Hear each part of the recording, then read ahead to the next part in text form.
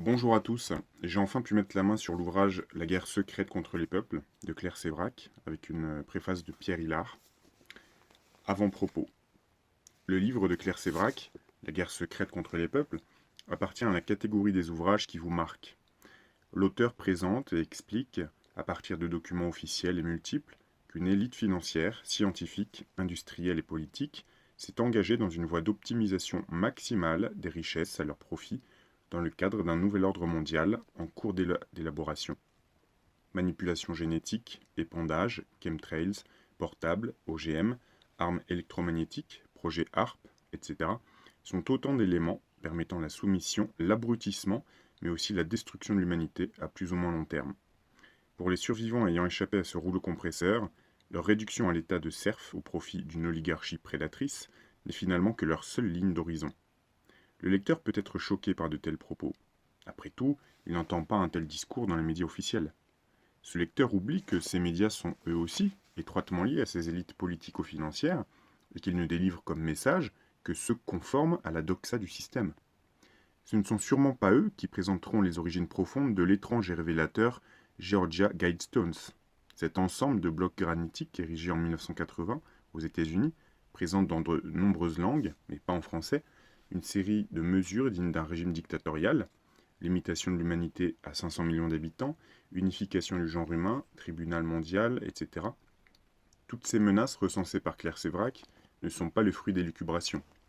L'intérêt de ce livre est de dresser une liste très complète des acteurs œuvrant dans l'élaboration de techniques de pointe permettant l'assujettissement de l'humanité.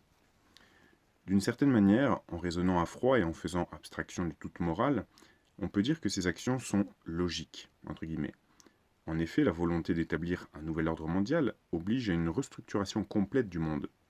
Celui-ci obéit à deux étapes. Premièrement, il s'agit de mettre en place des blocs continentaux, Union européenne, UNASUR, Union eurasienne, Union africaine, etc., constituant une gouvernance mondiale. Cette dernière se doit, pour des raisons d'efficacité, d'être en mesure d'appliquer un modèle commun planétaire diffusé via des unions régionales. Celle-ci, à l'instar des administrations régionales du meilleur des mondes d'Aldous Huxley, répercute ces mesures afin de les diffuser en profondeur dans leur espace géographique. Ainsi, l'humanité entière, subdivisée en blocs régionaux régis de manière technocratique, peut recevoir sa dose de poison de Monsanto et consorts. Cependant, le projet de gouvernance mondiale lié aux mesures décrites par Claire Sévrac va plus loin encore, et c'est le deuxième point. La finalité du système est d'aboutir à une fusion de ces unions régionales avec un mélange complet et indifférencié de tous les peuples de la Terre. C'est le principe du glocol ou région-monde. Une surface territoriale réduite, le local, doit représenter l'échantillon planétaire humain. La multiplication de ce local sur toute la surface de la Terre doit constituer le global. L'idéal suprême pour l'oligarchie est d'avoir un simple individu déraciné, psychologiquement déstructuré et nomade afin de mieux le soumettre, et en paraphrasant le général Eisenhower, au complexe militaro-industrialo-pharmaco de la gouvernance mondiale. Pour l'oligarchie et en liaison avec les techniques les plus développées, une humanité réduite à 500 millions d'habitants, comme le prescrit le Georgia Guidestones, représente le profil adéquat de la rentabilité maximale. L'ironie dans cette histoire est que le système teste déjà les réactions psychologiques des peuples par des films annonçant, par la voie de la science-fiction, un avenir ressemblant furieusement au programme concocté dans les cénacles oligarchiques. C'est le cas du film Elysium, sorti en 2013 avec Matt Damon et Jodie Foster. Tandis qu'une humanité mélangée, appauvrie et vivant d'expédients survit péniblement, une minorité oligarchique jouit des meilleures conditions de vie, alimentation, soins médicaux, dans un immense vaisseau spatial arrimé à l'orbite terrestre. Vue de terre, cette île spatiale flottante, réunissant la crème oligarchique, représente un pentagramme renversé, l'emblème par excellence du satanisme. Et c'est aussi l'intérêt du livre de Claire Sévrac. Outre la diversité des mesures pour soumettre et avilir l'humanité, on ne peut qu'être frappé du caractère démoniaque de ces politiques, touchant par tous les secteurs propres au bon développement de la vie. Un tel degré de perversité, et cette persévérance inouïe pour mener à terme ces projets, ne peuvent pas être seulement l'œuvre d'êtres dépravés. Nous avons affaire à une attaque et à une destruction en règle de la création. Ces propos peuvent étonner, voire même faire sourire ceux qui ne croient ni en Dieu, ni au diable. Pourtant, les diverses techniques de manipulation génétique concernant les hommes et les plantes, sans oublier la géo-ingénierie, modification du climat, présentées dans ce livre, nous obligent à voir plus haut. Le nouvel ordre mondial est d'abord et avant tout une mystique reposant sur des rites sacrificiels. Alors que l'ouvrage de l'auteur pourrait apparaître comme foncièrement pessimiste, il présente le grand mérite de rassembler de nombreuses preuves permettant de prendre conscience de l'immense menace qui nous attend. Le renversement de tendance ne peut prendre forme qu'à partir de faits établis, et c'est justement ce livre qui le permet. À cela, nous pouvons souligner que Claire Sévrac est capable d'évoquer et d'expliquer avec clarté des sujets lourds de conséquences, tout en maniant l'humour et l'irrévérence à l'égard de nos bourreaux. C'est tout à son honneur d'avoir réuni ces informations et ces références multiples, capables d'alerter ceux et celles qui veulent un avenir digne pour leurs enfants. Avril 2015, Pierre Hillard. Introduction. Le gouvernement, les scientifiques du gouvernement et cette industrie seront responsables de plus de morts et de souffrances de civils en temps de paix que toutes les organisations terroristes rassemblées. Dr Barry Trower, expert des armes micro-ondes dans la Royal Navy et service secret anglais. Le monde dans lequel on croit vivre est totalement différent de celui dans lequel on vit vraiment. C'est une illusion entretenue par ceux qui commandent, à coups de stratagèmes immondes et de mensonges assez engageants pour nous faire encaisser, sans broncher, une réalité autrement inacceptable, une éducation nationale conçue pour nous cacher le savoir, un système de santé fait pour créer des maladies, des marchés financiers pensés pour voler les richesses, un gouffre de l'intégration entre guillemets creusé pour produire la désunion. Ainsi, la civilisation est de plus en plus incivilisée et les valeurs républicaines sont chaque jour profanées par des dirigeants qui n'ont que ces mots à la bouche mais qui n'en respectent aucunement le sens. C'est simple, rien de ce que l'on nous dit est vrai. Les 2000 milliards de dettes parce qu'on a vécu au-dessus de nos moyens, les OGM pour éradiquer la faim dans le monde, le réchauffement climatique dû à la pollution humaine, les pandémies tueuses et les vaccins sauveurs, le trou de la Sécu parce que nous avons le meilleur système de santé au monde, pour les labos sans doute, et que signifie notre devise ? Liberté, égalité, fraternité, quand un adolescent veilleur de la manif pour tous prend 4 mois de prison, alors que des violeurs restent libres parce qu'il n'est pas prouvé que les victimes n'étaient pas consentantes ? Sans oublier la protection de l'enfance, tellement sacrée que le rapporteur de la réforme Taubira précise que les attouchements dans le cadre familial ne justifieront plus la prison. On démolit nos églises au bulldozer parce qu'on n'a pas les moyens de les restaurer. Les gens dorment dans la rue parce qu'on ne peut pas construire de logements. Il faut aller faire un tour à l'observatoire des subventions pour constater, écœurer, où va l'argent des contribuables, alors que parmi les prérogatives dont nous sommes censés jouir de par la Constitution, se trouve le consentement à l'impôt et le contrôle de la dépense publique. Un jour, on prend conscience que la démocratie n'est qu'un mot dont nos dirigeants ne se souviennent qu'en 2 occasions, pendant les campagnes électorales et quand ils ne veulent pas qu'on fourre le nez dans une de leurs arnaques. Au début, on se fait juste la remarque que leurs décisions, c'est du grand n'importe quoi. On se dit qu'ils sont incapables, corrompus, arrivistes. George Bernard Shaw disait « Les hommes politiques et les couches doivent être rangés souvent, changés souvent, et pour les mêmes raisons. » Le problème, c'est que de nos jours, à droite comme à gauche, presque tous viennent de chez Rothschild ou des Young Leaders, qu'ils pointent tous au Bilderberg et obéissent au même maître.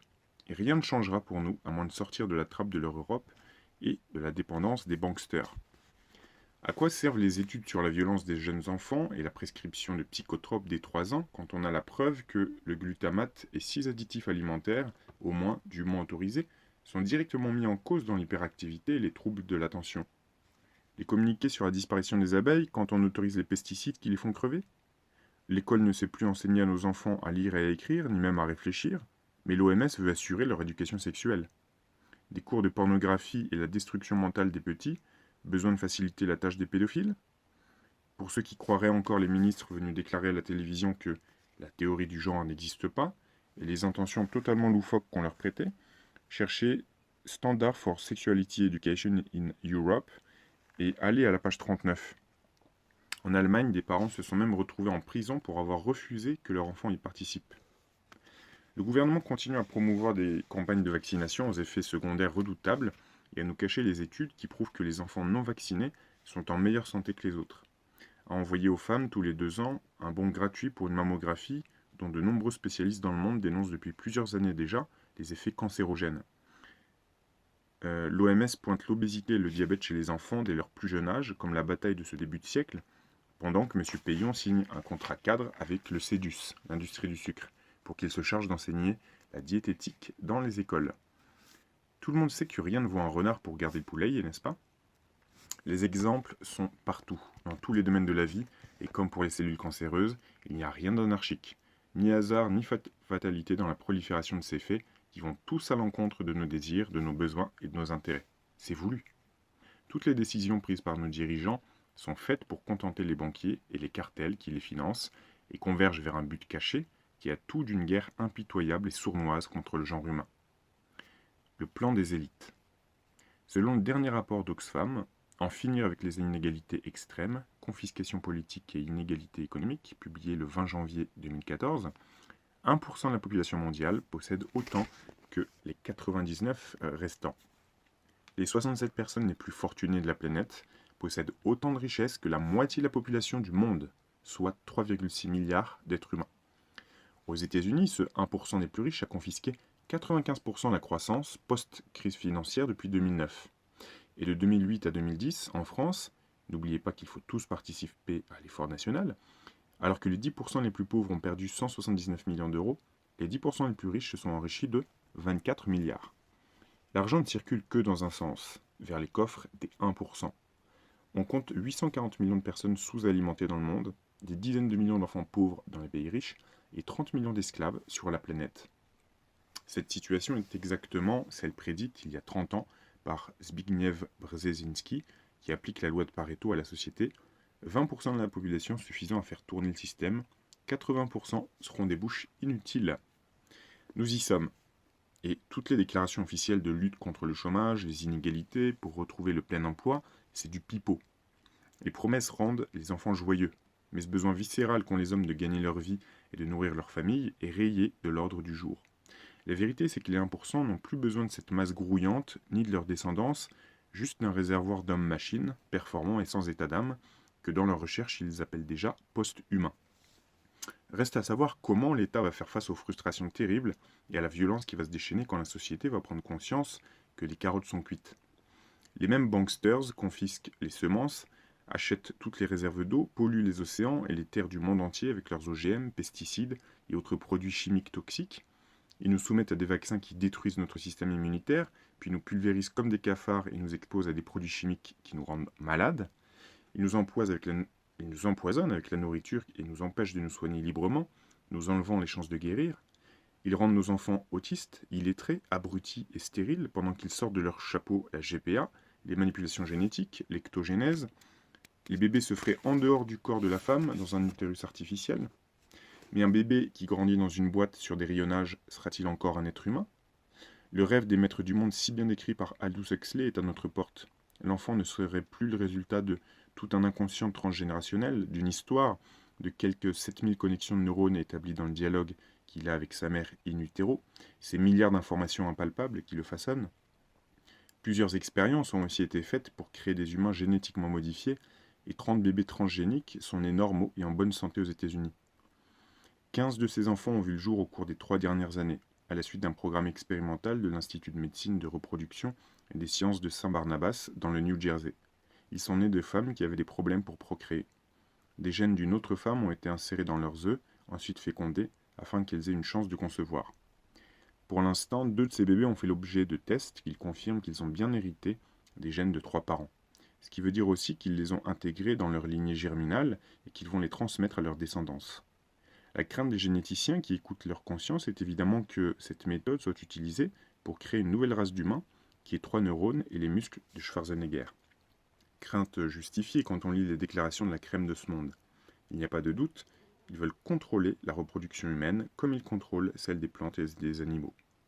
Ainsi, dans quelques décennies, quand nos descendants stériles voudront un enfant, ils devront acheter le seul spécimen en stock, à l'électroencéphalogramme presque plat, mais avec tous les attributs du gentil esclave. La vie condamnée. L'individu est handicapé de se retrouver face à face avec une conspiration si monstrueuse qu'il ne peut pas croire qu'elle existe. J. Edgar Hoover, patron du FBI.